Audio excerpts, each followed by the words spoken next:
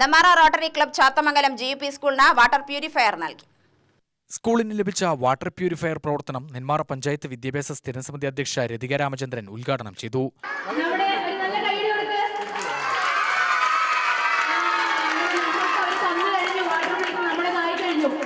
Rotary club president Ramnarayanan അധ്യക്ഷനായി.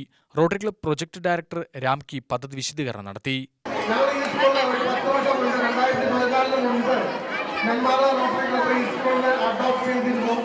ഒരുപാട് പരിപാടികൾ അവിടെ സലീമാസ്മാരുണ്ടായിരുന്നു. അദ്ദേഹം അച്ഛനുമായി പിരിയുന്ന കാലഘട്ടം വരെ ഈ സ്കൂൾ നെന്മാറ റോട്ടറി ക്ലബ്ബുമായിട്ട് നല്ലൊരു ബന്ധം പുലർത്തിയിരുന്നു.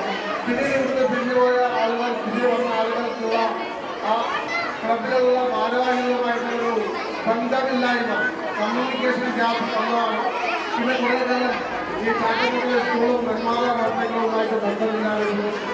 ഇനിയും ഈ സ്കൂൾ മാത്രമല്ല, നെന്മാറ റോട്ടറി ക്ലബ്ബ് ചെയ്യുന്നത് എല്ലാവരെയും കുഞ്ഞു മക്കൾ പഠിക്കുന്ന വിദ്യാലയങ്ങളൊക്കെ തേടിപ്പിടിച്ചുകൊണ്ട് അവിടെ ക്ലബിന്റെ പല പരിപാടികൾ അർത്ഥം കഴിഞ്ഞ പല്ലാവൂർ സ്കൂളായിരുന്നു, ഗവൺമെന്റ് സ്കൂളായിരുന്നു, ചിത്രശ്ശേരി സ്കൂളാണ്.